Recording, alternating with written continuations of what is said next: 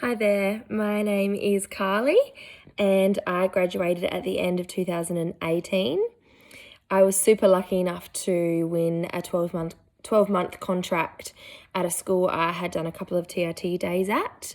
I also had a contact who was a member of leadership, so that obviously helped a lot. It was a teacher who was one of my teachers in high school, kind of kept in touch, so that helped a lot. But in saying that, all I did was reach out at the very end of the year. It was like the second to last week of school, just sort of said, is there anything going? I've really enjoyed being at your school. If anything hasn't been filled yet, please keep me in mind. And I heard back within a couple of days. So yeah, I was really lucky in that sense. So I had my 12-month contract last year, and then in the middle of last year, I was offered another 2-year contract on top of that. So I'm now in my second year at the same school. It's a Lutheran school in the Adelaide metro area. We're super diverse in context, so a massive range of cultures. What's going well? I love the school itself. It's a beautiful space to work in, and I'm extremely supported by my colleagues, and we have a really strong leadership team, which I guess filters down to everybody else. I'm teaching year 1 for the second year in a row, and the confidence coming from that in itself is phenomenal. So being able to reteach some stuff that I'd already taught and refining as I go has a huge benefit. So that's going really well this year. And being with a teaching partner who hasn't actually taught year 1 before, who has years of experience but hasn't taught year 1. So that's been a great learning journey for me as well, because I'm now kind of stepping into that role as, not knowing more, but having that background already. So that's helped. Challenging. This year, more so than last year, the parents have been our major struggle. So for a bit of context, we've mostly had families who it's their eldest child that's just starting school coming through this year.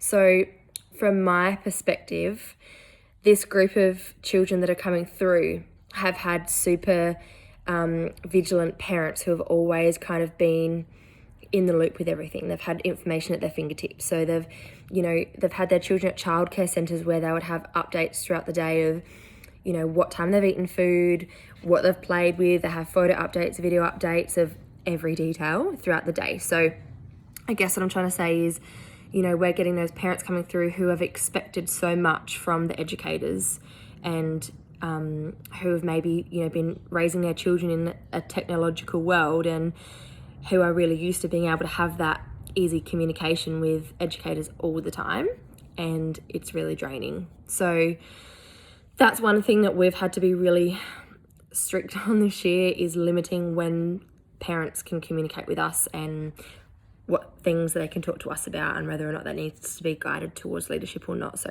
that's something I found really challenging this year. That might just be my context. But yeah, that's just been like a big drag this year. Made some notes here. Yeah, so for us, it's been super important to stay grounded and to seek leadership support as much as possible. I have a really great relationship with all of my leadership team, and that's been the biggest support. As soon as, you feel like you have that you feel like they've got your back, then, anything you say or do, hopefully is supported. Surprising that I can actually teach early childhood.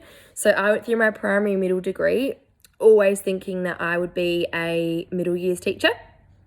So yeah, that's just blown me away at how not easily, sorry, I shouldn't say easy, but how much I've enjoyed teaching year 1. Something else that's been surprising is how much sleep I actually need to be able to function positively, not just function, but be a happy, energetic human being.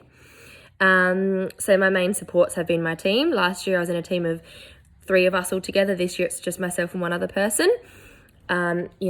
We do a lot together. We plan alongside together. We team teach and things like that from time to time. So those people have been huge supports. Other colleagues, leadership, family partners, and of course other teacher friends. Keep your uni contacts as much as possible. Just on the weekend, I had dinner with a couple of my uni friends for a birthday celebration. And these are two girls that we also went on the Shanghai Exchange together. And yeah, just to be able to catch up outside of work, but with people who are in like a similar situation, to be able to debrief and just realize that you're kind of not in the same boat. And, you know, in your own context, sometimes being a graduate teacher, things feel a lot bigger and they feel a lot heavier, but being able to chat to your friends about it who are also in similar situations in different contexts really validates what you're going through. So that's been amazing. Other supports, like doing things for you as well. We had this image in a wellbeing workshop that I was in, and it's about filling your own cup. So things that go in, that you put in your cup to fill yourself up. So, you know, physical exercise, reading, viewing, of course, downtime, and things that then drain your cup. So it's like that balance of filling yourself up before things drain it out again. Things I wish I was made aware of: great templates for cover letters and CVs. That's something that I feel like we kind of whisked over and didn't really go in depth into, and that would have been really helpful, you know, when we're all writing our own. And going through the registration process. I mean, that might have just been a personal thing for me, not really feeling like I had a massive idea of how to go through the TRB and things like that, and leaning on friends was good, but maybe if we had a bit more help through uni would have been helpful too. But I guess the biggest thing is that, for me, how important wellbeing is. So I guess that's something that wasn't majorly talked about at uni. Probably like from time to time, you know, we always talk about, you know, teachers can be swamped by so much work, but it's so important, like I was saying before, to keep yourself intact. Also, something that I wish that I thought about back then was how versatile you are as a teacher. So once you can teach anyone and pretty much anything. The skills of actually being a teacher are lifelong. So that's what I think anyway. Final words of advice. I'll try and keep this short and sweet. Avoid at all costs falling into any negative talk about children, parents, colleagues, whatever it may be. Your brain kind of absorbs and takes in and starts to create patterns of thinking if you are constantly thinking negative thoughts, even though like that, you know, obviously we all do, but trying to minimize it as much as possible and muster up those positives. So even at the end of a shit day, trying to say what actually went well today, what was good, not just being overshadowed by the negatives. And in most cases, even if you've had a really tough day, you're the one who can determine whether or not it's all negative or there's positives in it as well. Be super friendly and chatty as a TRT if you can, even if you're having a really, really, really tough day, really ratty kids and things just aren't going your way, still say it's all going fine. I mean, I know that might seem a bit fake, but just wait until you get home or something, wherever else, and then let it all out, as opposed to doing it at the school you're visiting. Especially as a teacher, seeing TRTs coming through, we don't often ask TRTs to come back that whinge about the day. We all know it's tough and that kids play up, but try as much as possible to put on a happy face. Avoid yelling where possible.